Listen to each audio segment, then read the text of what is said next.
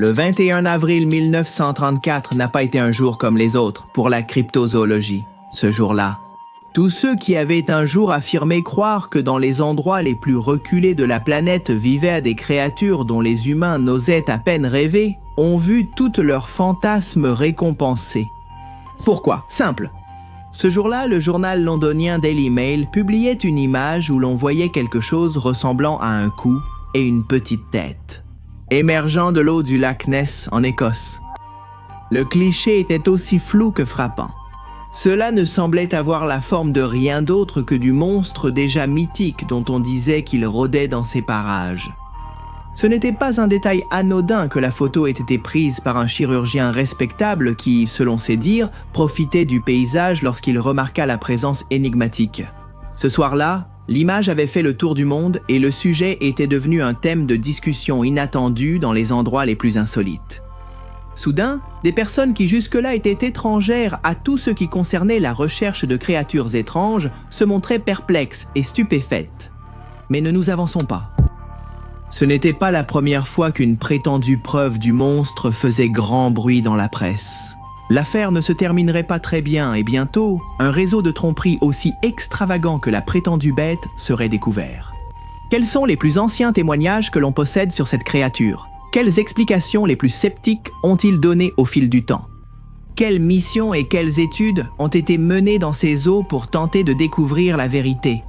Saviez-vous qu'il existe quelque chose appelé le bureau d'enquête sur le phénomène du Loch Ness? Que dit la théorie qui implique cet être? Avec Aleister Crowley et des portails interdimensionnels pour répondre à ces interrogations et plus encore. Nous allons plonger dans l'étrange histoire du monstre du Loch Ness.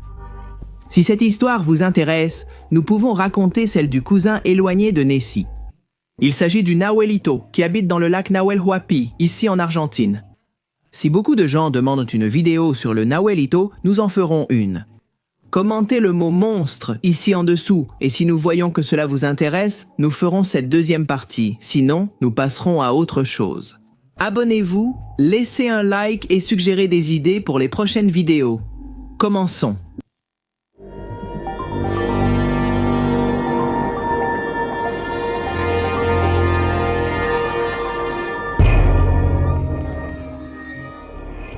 La première chose à savoir, c'est que le lac Ness se trouve dans les Highlands d'Écosse. Il a une superficie de 56 km² et s'étend sur environ 37 km. Sa grande profondeur moyenne en fait le plus grand réservoir d'eau douce de toutes les îles britanniques. Pour la région, la présence du lac Ness est non seulement imposante, mais aussi vitale. Autour de celui-ci se sont installées les premières communautés et ces eaux ont été, depuis des temps immémoriaux, le berceau du folklore local. Sans aller plus loin, le lac Ness est intimement lié aux Kelpies, qui ne seraient rien d'autre que des créatures mythologiques aquatiques capables de changer de forme.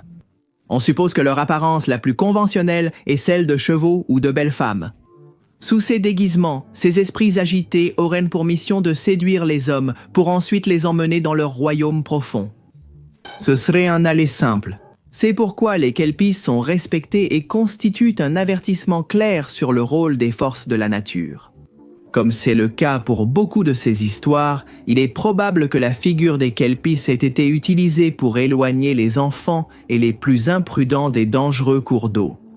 Nombreux sont ceux qui pensent que la tradition orale des Kelpies pourrait être à l'origine des premiers récits d'une étrange créature habitant le Loch Ness.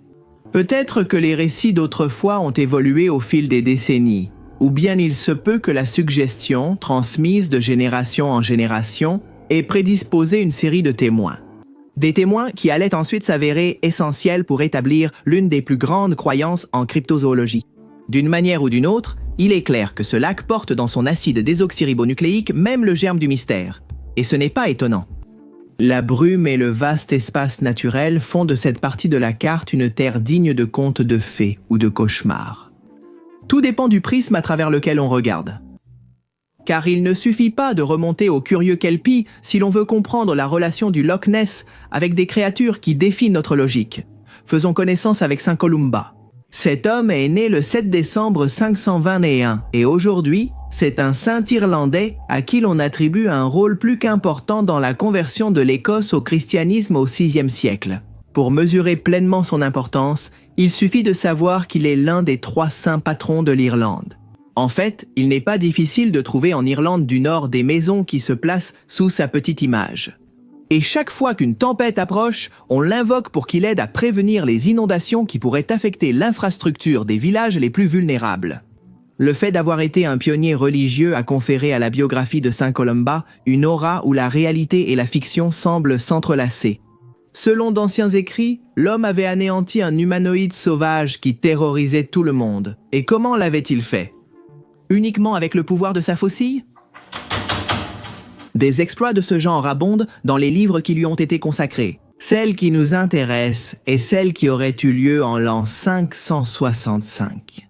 On suppose qu'à ce moment-là, Saint Columba avait affronté une terrible créature qui était sortie du Loch Ness. Après avoir placé un appât humain et l'avoir convoqué, le futur saint avait maudit la créature, la condamnant à des années et des années d'exil. Avec cela, il avait libéré les pécheurs qui étaient sous sa tyrannie, gagnant ainsi une partie du respect avec lequel il serait ensuite rappelé.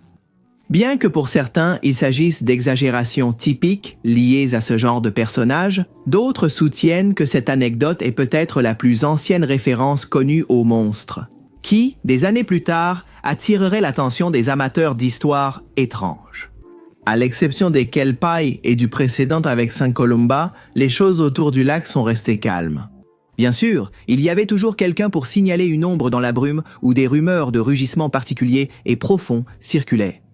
Mais tout cela n'a pas pris plus d'importance dans les années qui ont suivi. Ce n'est qu'en 1868 que la première nouvelle incluant la description moderne du monstre qui nous intéresse ferait son apparition. C'est pendant un hiver froid qu'un journal local, l'Inverness Courier, consacra quelques lignes à une histoire qui avait commencé à se répandre parmi les habitants. Apparemment, un énorme poisson ou une autre créature avait effrayé quelques curieux qui s'étaient approchés des rives du lac. Bien que la plupart préférèrent se moquer de la nouvelle pendant la journée, à la tombée de la nuit, il était impossible de ne pas se souvenir des récits que les grands-mères avaient transmis à la terre. Avait-il aperçu un Kelpie? Quelqu'un avait-il vu un être échappé de la mythologie celtique? Peut-être la bête maudite par Saint Columba? Elle était revenue, sachant qu'il n'y avait plus personne avec assez de pouvoir pour la chasser à nouveau, Lisa. Et simplement, qu'est-ce qui se cachait dans ces eaux glaciales? En 1880, un plongeur nommé Duncan MacDonald reçut la mission d'explorer une épave à l'extrémité ouest du lac. Quelques minutes après avoir atteint l'épave, il fit des signes frénétiques pour qu'on le remonte à la surface. Les témoins ont déclaré que l'homme est sorti de l'eau en tremblant, affirmant qu'il avait vu un immense animal sur un rocher. Ses mots exacts étaient qu'il ressemblait à une grenouille géante. Les civilisations du progrès ont fait que, tôt ou tard, des routes ont été construites autour du vaste lac, et alors l'histoire d'un possible monstre n'a fait que prendre de l'ampleur. Lorsque les gens ont commencé à circuler de plus en plus près du lac, il a été constaté que quelque chose avait tendance à les distraire.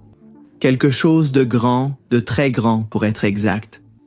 Et c'est à partir de 1930 que la première vague d'observation allait commencer. Première vague.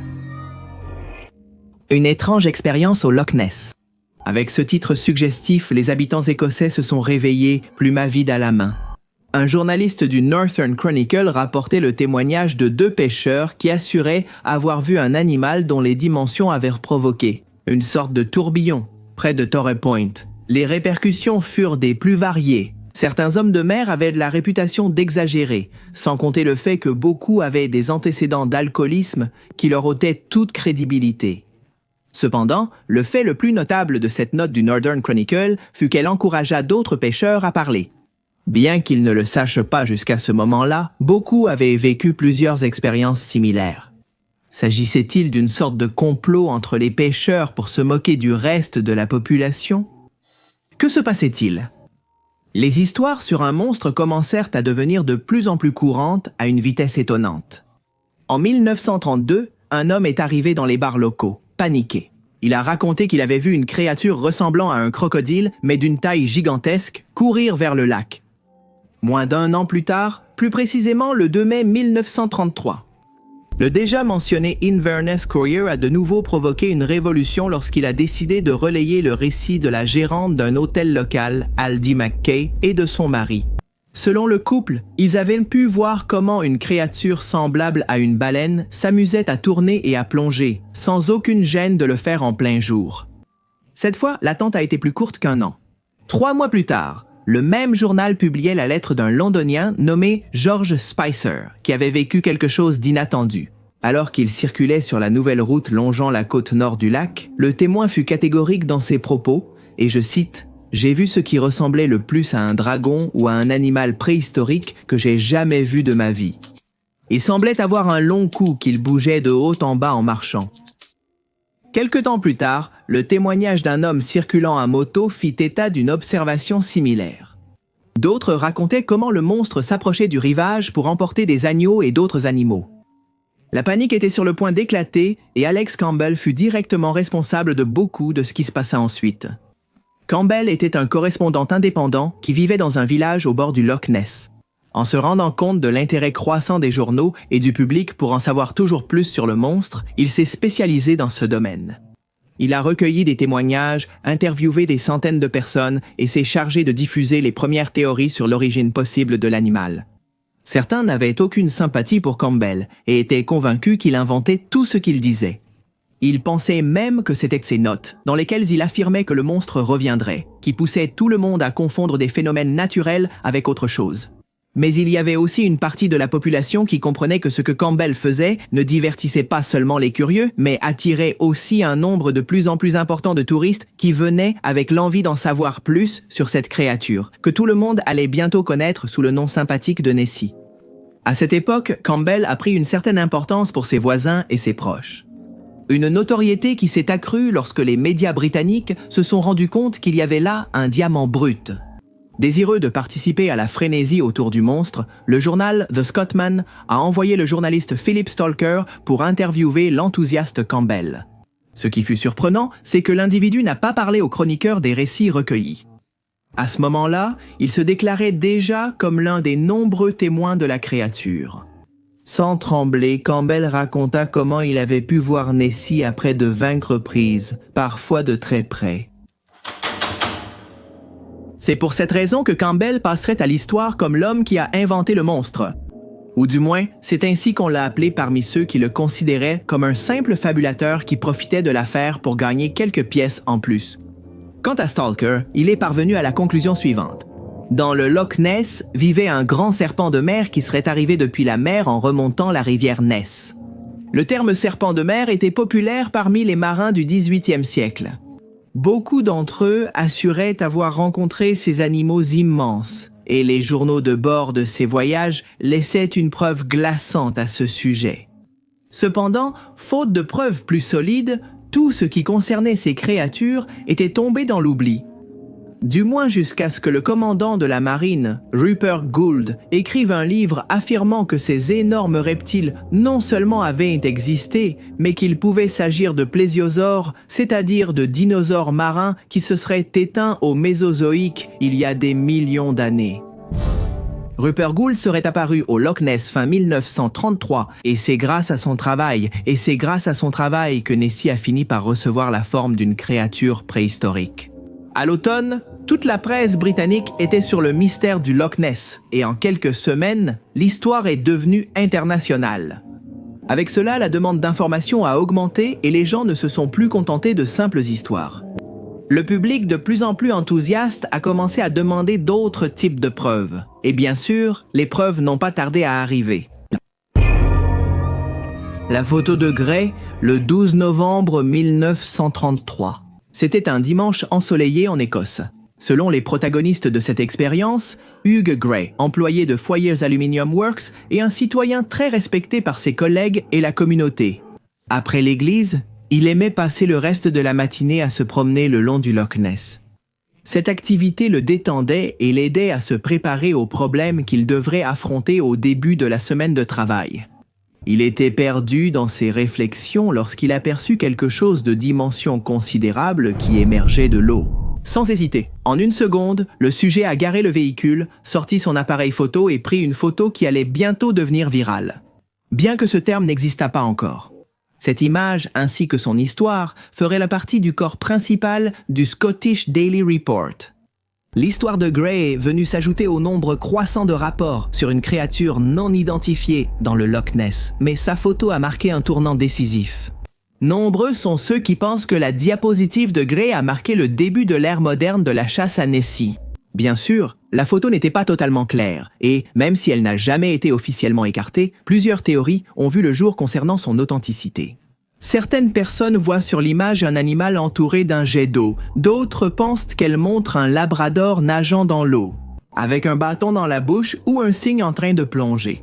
D'une manière ou d'une autre, il était clair que Nessie n'était pas seulement une mode, et qu'elle était toujours aussi présente qu'au début.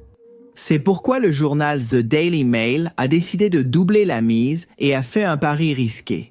En décembre 1933, il a engagé Marmaduke Weatherland dans le but de traquer la bête dont tout le monde parlait. Marmaduke avait un passé étrange. Né en 1883, l'homme était acteur, scénariste, producteur et réalisateur de cinéma. En 1916, il avait joué dans des films muets, aussi bien au Royaume-Uni qu'en Afrique du Sud. Ensuite, il avait produit, réalisé et joué dans Livingstone et Robinson Crusoe, respectivement en 1925 et 1927. Il était considéré comme une personne talentueuse, visionnaire, ambitieuse et surtout persévérante. C'est pour cela que le Daily Mail l'a jugé parfait pour ce poste.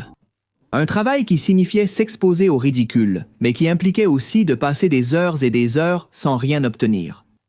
Prêt à obtenir un scoop, ses supérieurs lui ont donné un gros chèque et ont croisé les doigts. Les résultats de tout cela ne se sont pas fait attendre. Il ne s'est pas écoulé beaucoup de temps avant que Marmaduke contacte le siège du journal pour annoncer une nouvelle des plus extraordinaires. Il avait trouvé des traces inhabituelles près du lac, des traces qui ne correspondaient à aucun animal de la région. Des photos ont été prises de ces empreintes, des moulages ont été réalisés et bientôt le Daily Mail fut envié par tous ses concurrents. Les numéros dans lesquels ils ont couvert la traversée de leur explorateur vedette sont devenus des records de vente. Le monde avait maintenant non seulement une photo floue, mais aussi une possible empreinte des pattes de l'animal. Ou du moins, c'est ce que l'on a cru pendant des semaines, jusqu'à ce que les résultats des laboratoires soient rendus publics et que tout s'effondre. Ces traces n'étaient pas celles d'un dinosaure ou d'une espèce inconnue, c'étaient des empreintes de rhinocéros. Mais comment étaient-elles arrivées jusque-là? Le mystère a été résolu lorsque quelqu'un a découvert que, dans l'un des films qu'il avait réalisé, Marmaduke avait utilisé comme décoration un cendrier qui était effectivement monté sur une réplique de pattes de rhinocéros. La supercherie est devenue évidente et, du jour au lendemain, le journal britannique est devenu la risée des journalistes, qui ont consacré de longs paragraphes à se moquer de sa naïveté.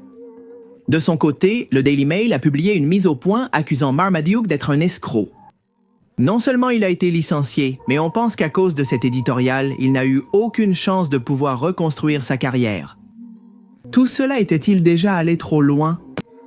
Non, en vérité, la mythologie de Nessie n'en était qu'à ses débuts. En 1934, la photo de Gray fut éclipsée dans l'esprit du public par celle connue sous le nom de « la photographie du chirurgien », attribuée à un médecin londonien. La photo allait devenir un emblème, bien que peu de gens connaissent sa terrible histoire. Et c'est ainsi que notre histoire revient au début. Encore plus de photographies. La photo qui a vu le jour le 21 avril 1934 ne laissait aucun doute. Elle n'était pas floue et ne montrait pas une bosse déformée. Sur cette photo, la forme est reconnaissable et c'est probablement l'une des images les plus emblématiques de Nessie. Grâce à cette photo, l'idée que le Loch Ness cachait un plésiosaure dans ses eaux s'est définitivement installée dans la culture populaire. Après tout, il y avait bien son long cou, non? La photo a été publiée par le Daily Mail déjà mentionné, qui a fait preuve d'un grand courage en reprenant ce sujet qui, quelques mois plus tôt, lui avait valu le mépris d'autres médias. Cette fois, ils assuraient avoir vérifié la photo et leurs sources. Celle-ci ne semblait pas être un montage, et la personne qui l'avait envoyée était un professionnel de la santé avec un dossier irréprochable. Pourquoi quelqu'un comme ça voudrait-il risquer sa carrière pour une simple blague? À partir de là, tous les livres qui parlèrent de la créature ont commencé à inclure cette carte postale, ce qui a représenté une grosse somme d'argent pour tous ceux qui partagèrent les droits de celle-ci. Grâce à cela, le Daily a regagné la confiance de ses lecteurs et Nessie est passé du statut de célébrité à celui de légende vivante. Pendant plus de 60 ans, cette image a été analysée, étudiée, exposée et reproduite. Lors des conférences de cryptozoologie, on en parlait de manière solennelle, comme d'une preuve solide et précieuse. Et si aujourd'hui, elle reste une image qui apparaît sur des t-shirts et des souvenirs? C'est en partie parce qu'on a toujours essayé de faire en sorte que ce qui lui est arrivé dans les années 90 ne soit pas révélé avec la force nécessaire. Et c'est qu'à cette époque-là, la fraude a été révélée au grand jour et racontée de première main par l'un des auteurs. Ce fut surprenant lorsqu'un homme déclara devant les caméras que lui et son beau-père avaient fabriqué l'image en utilisant un sous-marin jouet, auquel ils avaient ajouté un coup fait de pâte à modeler et de carton. Mais le plus surprenant fut quand il a révélé l'identité de son beau-père. L'avez-vous deviné? Un personnage déjà mentionné. Oui, c'était bien Marmaduke. Le type en voulait au journal et sa vengeance, parce qu'on l'avait traité d'escroc, a été de leur montrer comment, effectivement, il pouvait les escroquer encore plus qu'ils ne le pensaient. Apparemment, et selon l'auteur qui s'est confessé, Marmaduke avait prévu d'avertir le journal qu'on lui avait payé une petite fortune pour une fausse photo du monstre. Au bout de quelques mois, mais tout avait pris une telle ampleur et si rapidement qu'il avait préféré garder le silence. Du moins jusqu'en 1939, lorsqu'il était mort. Cette révélation, appuyée par de multiples preuves démontrant que le sujet ne mentait pas, a tout bouleversé. Nous verrons ce qui arrivera ensuite. En attendant, revenons à ces années où la fraude n'avait pas encore été découverte. Chasseurs de monstres, chasseurs de primes et simples amateurs ont commencé à voir le Loch Ness comme la Mecque de leur expédition. Là-bas, on pouvait tomber sur un animal sans pareil et sur la possibilité d'un chèque bien garni. Particulièrement célèbre dans les années 50, il y eut la photo de Peter McNab. Elle a été publiée par le Weekly Scotsman et elle est encore aujourd'hui largement prise en compte par les passionnés de cette histoire. Dans les années 60, Nessie restait apprécié comme un monstre local, mais pour le reste du monde, sa silhouette s'estompait peu à peu. L'absence de nouvelles informations a fait croire à beaucoup que son déclin était finalement arrivé. Personne n'imaginait ce qui allait se passer. La première vidéo de la bête allait arriver. Et dans un journal télévisé en prime time.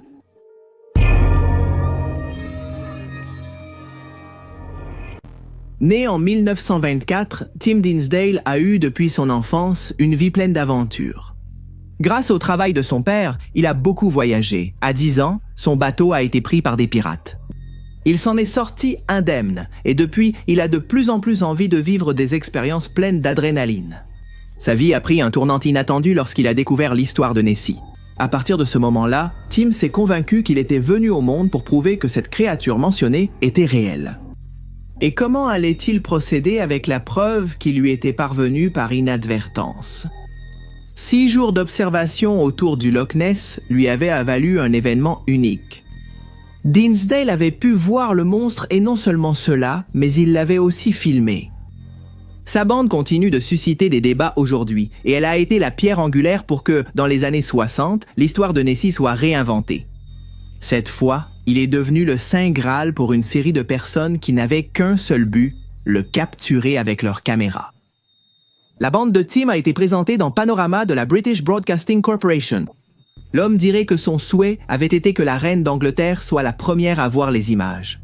À ce moment-là, on savait qu'une partie de la famille royale s'intéressait à la possible présence d'un être vivant dans ces étendues d'eau. En fait, on pense que c'est grâce à la famille royale qu'en 1962, le bureau d'enquête sur le phénomène du Loch Ness a été ouvert. Ce bureau, composé d'aventuriers, de producteurs de télévision, de politiciens et de défenseurs de l'environnement, était chargé d'organiser des groupes de volontaires pour surveiller visuellement le lac.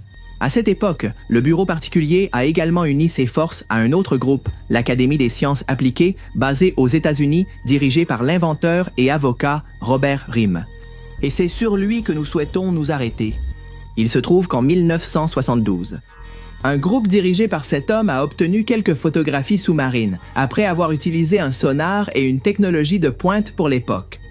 L'idée était que des caméras placées sous les embarcations s'activent lorsqu'elles détectaient la présence de quelque chose d'assez grand. L'affaire s'est révélée être un investissement considérable, mais rapidement justifié. Après que le radar se soit affolé en indiquant la présence de quelque chose de grande envergure, les caméras se sont déclenchées. Pour savoir ce qui avait été enregistré sur les pellicules, le matériel brut a dû être envoyé dans des laboratoires spéciaux. Ensuite, une conférence de presse a été organisée pour présenter les résultats. Et qu'est-ce qui s'est passé alors? Le monde a poussé une longue exclamation. Rym et Sir Peter Scott, l'un des naturalistes les plus connus de Grande-Bretagne, ont dévoilé l'image à moitié floue de ce qu'ils affirmaient être une nageoire en forme de losange. Ils ont présenté cela comme une preuve irréfutable, sans hésitation. Et Scott s'est empressé de souligner que le nom scientifique du monstre serait désormais Necisteras rhombopteryx, qui vient du grec et signifie « monstre du Ness », avec une nageoire en forme de diamant.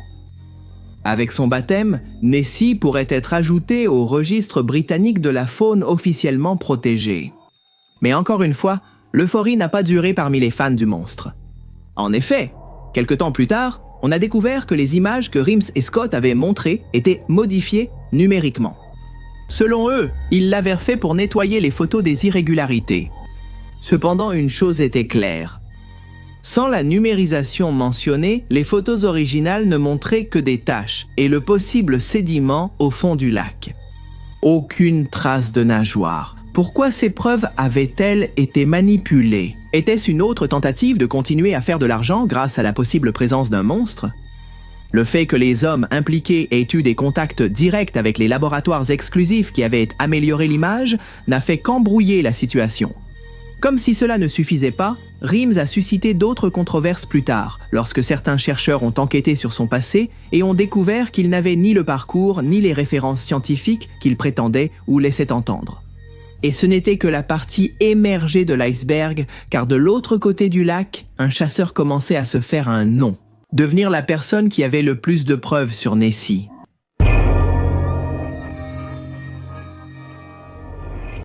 Selon les archives, Frank Searle est apparu au lac Nessie le 16 juin 1969.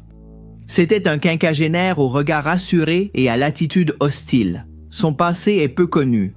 Très jeune, il a été dans l'armée et on suppose qu'après avoir subi un grave accident, il a passé une partie de sa vie adulte à mener une vie simple, jusqu'à ce que, inspiré par des livres d'aventure, il décide d'aller vivre au bord du lac Ness. Là-bas, il a monté une tente et s'est organisé une vie sauvage, prenant des photos et contemplant la nature. Cet exercice, ajouté à son entraînement militaire, l'avait préparé, selon lui, à être extrêmement silencieux et un très bon observateur. Progressivement, il est devenu obsédé par Nessie. Après qu'on ait ri de ses témoignages, il a commencé à montrer ses photos. Des photographies qui ne tarderaient pas à devenir le centre d'attention pour beaucoup de ceux qui s'approchaient de la région. Frank avait tellement de choses à montrer qu'il a rapidement monté un musée improvisé et a commencé à vendre des brochures racontant ses expériences. Cela lui a apporté une certaine popularité et lui a permis de remplacer la tente par une caravane mieux équipée.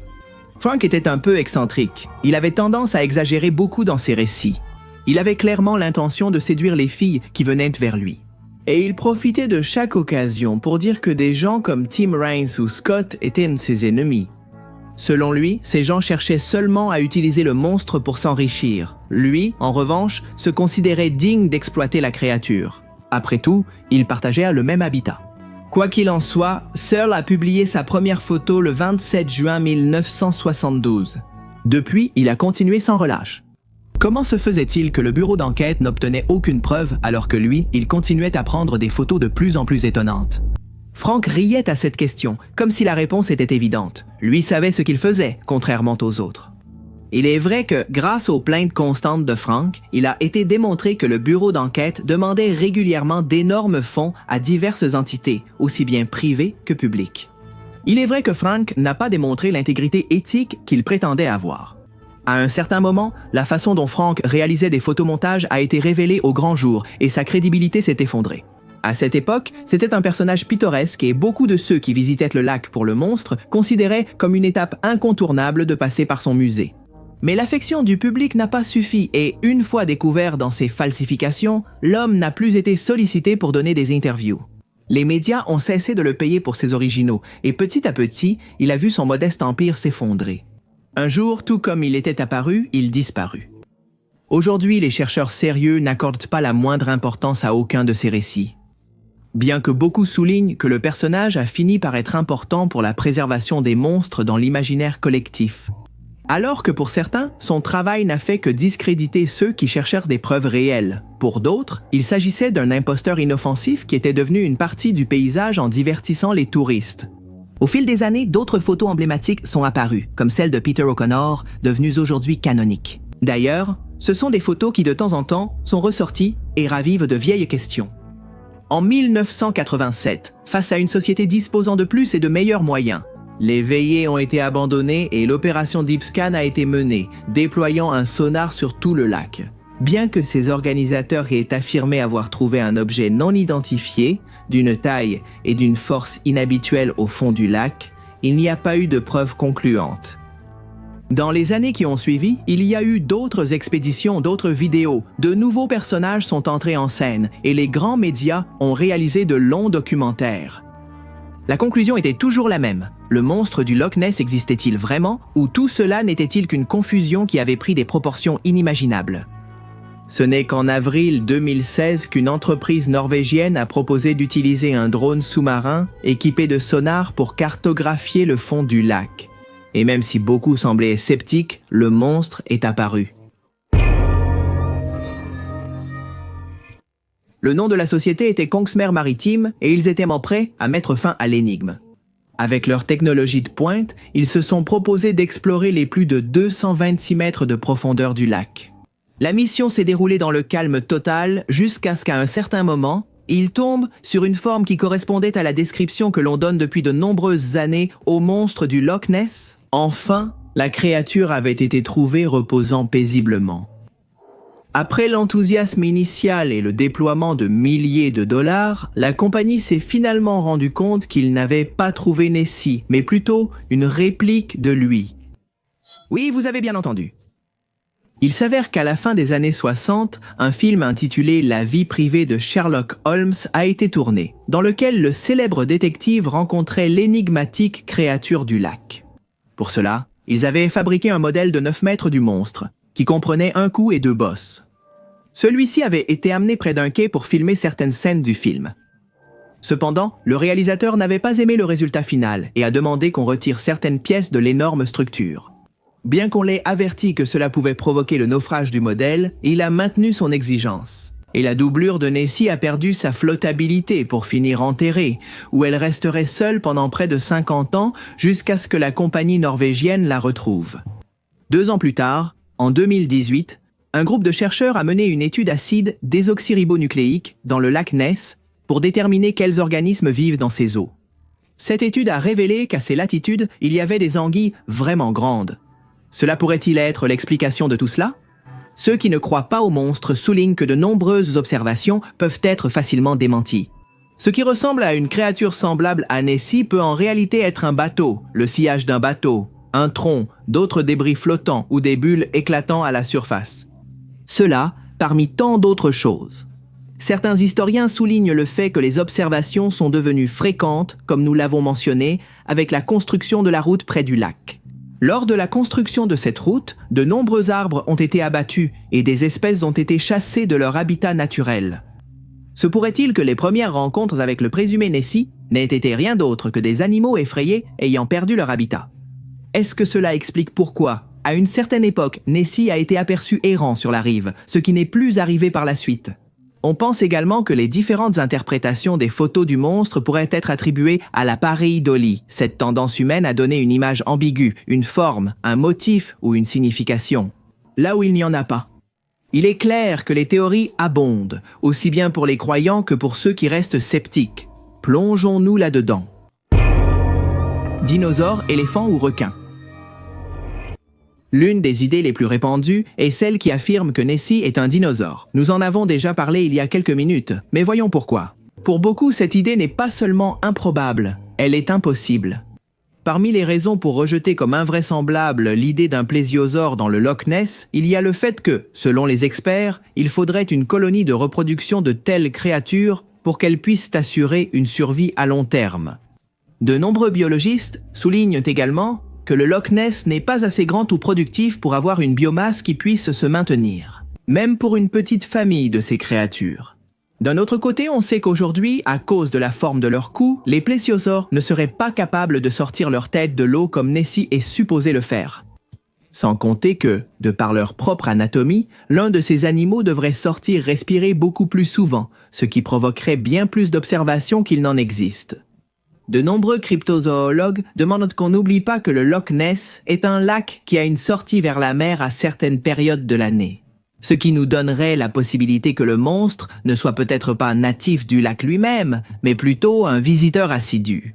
Cela expliquerait aussi son apparition pendant de courtes périodes. Bien que l'idée du Preciosaurus continue de marquer les esprits, ce n'est pas la seule qui ait réussi à se populariser.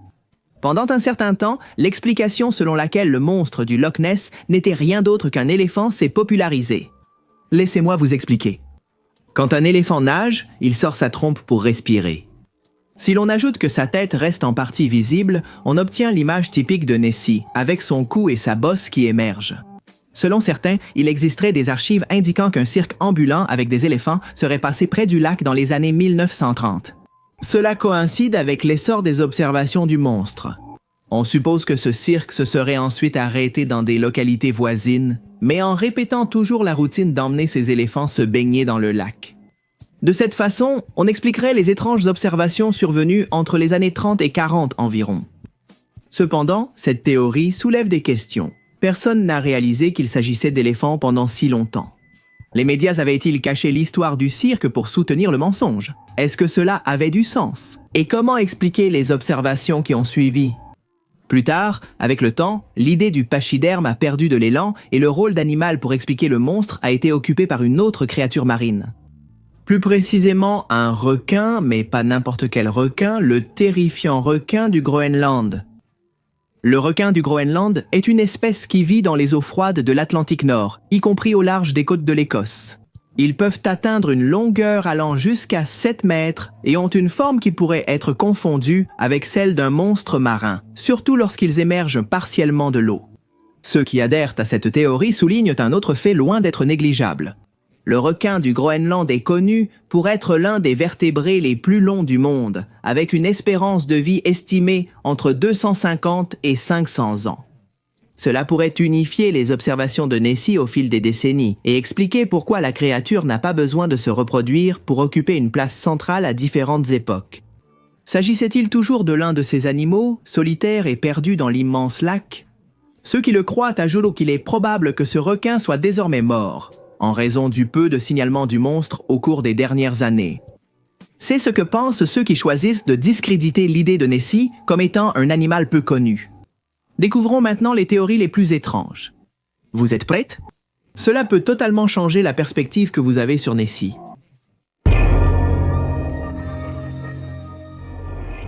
Ces dernières années, une généticienne britannique a proposé d'expliquer Nessie en parlant d'une autre créature aquatique, tout aussi énigmatique, mais bien moins connue. Nous parlons de la célèbre bête de Stronsay. Le 25 septembre 1808, le cadavre d'un organisme non identifié s'est échoué sur la côte de l'île de Stronsay, en Écosse. Selon les témoins, le cadavre mesurait 16,8 mètres de long, sans la partie de la queue. La Société d'histoire naturelle d'Édimbourg n'a pas pu identifier le corps et a conclu qu'il s'agissait d'une nouvelle espèce, probablement un serpent de mer. D'après les descriptions, l'animal avait 3 paires d'appendices, décrits comme des pattes ou des ailes. Sa peau était lisse lorsqu'on la caressait de la tête à la queue et rugueuse lorsqu'on la caressait de la queue à la tête. Ses nageoires étaient bordées d'une substance ressemblant à des poils. Et il avait une rangée de soie le long du dos qui brillait dans l'obscurité lorsqu'elles étaient émouillées. Le contenu de son estomac était rouge. Le naturaliste écossais Patrick Neal lui a même donné un nom scientifique au monstre. Mais peu de temps après, un anatomiste londonien a demandé à rejeter cela, affirmant que les mesures étaient exagérées. L'homme a expliqué que, sans aucun doute, ils étaient face au corps d'un requin pèlerin en décomposition. Dès lors, les opinions ont divergé et l'énigme persiste.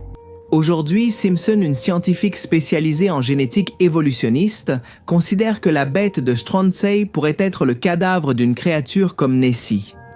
Cela suggère que la créature du lac aurait des congénères, et qu'il y a eu plus de preuves de son existence que nous n'en avons jamais imaginé. Les mots de la professionnelle étaient, et je cite, « en me transmettant l'analyse des ossements et les observations ». Il y a beaucoup de similitudes entre Nessie et la bête de Stronsay. Intéressant, non? Donc, il est probable qu'avant de s'appeler Nessie, cet animal que tout le monde recherche ait été baptisé la bête de Strong-Say. Sommes-nous face à une même espèce d'animal qui a fini par être au centre de deux légendes différentes? Et ce n'est pas le plus surprenant. Il y a une autre catégorie d'adeptes de l'histoire du Loch Ness qui pensent que Nessie ne serait pas vraiment une créature de chair et d'os, mais plutôt une sorte d'entité. Vous vous souvenez de Tim Dinsdale, le premier à l'avoir filmé? Eh bien, il faisait partie de ceux qui pensaient que l'origine de Nessie n'était pas forcément liée à la zoologie. Nessie est-il une créature surnaturelle? L'une des théories affirme que oui, et il est même probable que l'on sache qui est responsable de son existence.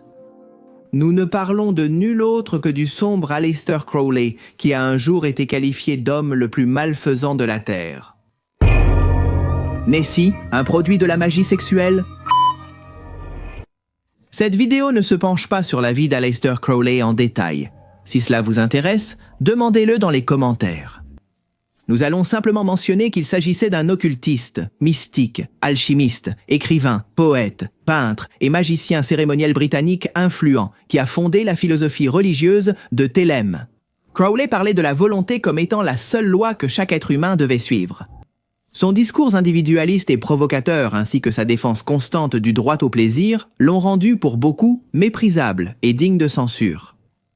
Tout au long de sa vie, l'homme s'est vanté d'avoir des contacts avec des entités de l'au-delà.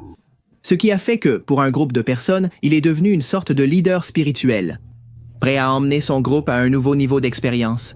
Et sachant que beaucoup de regards s'étaient tournés vers lui, Crowley a commencé à chercher, à un certain moment, un endroit isolé où s'installer. Il avait besoin d'intimité pour poursuivre ses rituels, et c'est pourquoi il fut fasciné lorsqu'en 1899, il fit une découverte. Boleskine House. Boleskine House est une propriété située sur la rive sud du Loch Ness, en Écosse, qui s'étend sur 14 hectares. Aujourd'hui, elle est considérée comme un manoir hanté, une maison maudite, en grande partie à cause de Crowley, paraît-il. Une fois qu'il eut le contrôle de ce terrain, l'homme donna libre cours à la seconde partie de son plan. Organiser des orgies et des cérémonies d'invocation à forte charge énergétique. La rumeur dit que plusieurs de ceux qui ont résidé un temps à Boleskine ou qui ont participé au rite de Crowley ont subi des épisodes difficiles à comprendre ou des effondrements inattendus. Les histoires abondent sur des participants qui, à un certain moment, devenaient fous et sortaient nus de la maison. Pour courir vers leur voiture et ne plus jamais regarder en arrière, que se passait-il entre ces murs? La situation n'est pas claire, mais tous arrivent à la même conclusion, peu importe ce qui s'est passé. Crowley avait perdu le contrôle de la situation. Il y a eu des épisodes violents, des tentatives de meurtre, des gens qui se sont suicidés. Avec une fierté démesurée, Crowley racontait qu'il avait invoqué environ 115 esprits pendant les années où il avait vécu là-bas. Certains des adeptes sont même allés jusqu'à dire que Lucifer en personne faisait partie des entités qui s'étaient manifestées. Une part considérable des récits affirme qu'en 1913, les forces à l'intérieur de Boleskine étaient déchaînées. Crowley avait ouvert plus de portails qu'il n'avait pu en refermer et bientôt sa vie fut en danger. Est-ce pour cette raison qu'il aurait fini par vendre la propriété? Ensuite, la maison a eu plusieurs propriétaires et les histoires étranges, tout comme les tragédies, ne se sont pas arrêtées. Kenneth Unger, cinéaste expérimental et auteur de 2 livres sur les secrets d'Hollywood, y a vécu un certain temps. Il fut le deuxième invité d'honneur de Boleskine jusqu'en 1970. La propriété a été acquise par Jimmy Page, guitariste de Led Zeppelin et passionné d'occultisme. Malgré l'utilisation réduite de la maison par Page, certains ont tenu cette dernière pour responsable des difficultés ultérieures de Zeppelin. Avec le décès de leur batteur John Bohan et de Carac, le fils de Robert Plant. Par la suite, la maison connaîtrait des incendies et tout son environnement resterait enveloppé d'une brume dense. Une théorie folle gagne en popularité auprès des internautes, et c'est ce qui nous intéresse à ce stade. Une théorie qui dit que Nessie n'est peut-être pas un animal conventionnel, mais plutôt une sorte de monstre de l'au-delà. Qui se serait échappé de l'un des portails générés par Crowley à l'époque où il concentrait tout son potentiel dans la région? Nessie pourrait-elle être une créature interdimensionnelle ou une divinité piégée dans notre monde, à cause des caprices d'un homme qui n'a pas su limiter ses fantasmes? Il est clair que Nessie est bien plus qu'un simple cryptide célèbre. C'est une histoire vivante qui se développe depuis des années. C'est une attraction touristique, un business et une preuve vivante de combien nous aimons croire aux monstres. Nessie est aussi une certitude. Nous ne pourrons jamais connaître la vérité derrière certaines questions, pour une raison très simple. Parfois, il est impossible de distinguer le vrai du faux. Parfois, seule subsiste l'incertitude et la promesse éternelle que nous pourrions être les prochains témoins. Enfin, Nessie est un rappel de combien certains aspects de la nature restent inexplorés. Grâce à l'intérêt suscité par cet être, d'importantes explorations ont été menées, qui ont permis et permettent de mieux connaître le majestueux lac censé lui servir d'asile. Parfois, Nessie semble prisonnier de l'ambition humaine. Son image a été exploitée jusqu'à l'épuisement et son mythe a séduit et séduit encore des esprits sans scrupules qui ne cherchent qu'à voir comment continuer à l'exploiter. D'un autre côté, le monstre incarne l'aventure et la liberté. La possibilité de son existence a incité beaucoup de gens à oser vivre des expériences uniques en leur genre. Toujours guidés par le désir de pouvoir le voir dans toute sa magnificence. Le modèle utilisé pour le film La vie secrète de Sherlock Holmes est toujours immergé dans le lac. Savez-vous que le sortir pourrait nuire à sa préservation? On sait aussi que le sous-marin jouet que Marmaduke a utilisé pour réaliser sa photo emblématique a également été oublié sur les rives boueuses. On peut dire, sans crainte de se tromper, que le Loch Ness abrite en son sein de nombreux monstres du lac. Plus précisément, tous ceux que l'humanité a osé rêver. Tous, à leur manière, parcourent ces eaux comme des fantômes et des symboles, comme un lien avec notre fascination la plus primitive, la préhistoire incarnée. Tromperie perpétrée dans le temps démoniaque. D'une manière ou d'une autre, Nessie a réussi à transcender chacune de ces versions pour devenir quelque chose de bien plus grand. Le reverrons-nous bientôt? Finira-t-il par captiver à nouveau le public tôt ou tard? Il ne nous reste plus qu'à garder les yeux sur l'horizon et rester vigilants. On ne sait jamais quand, des profondeurs, la preuve définitive peut émerger.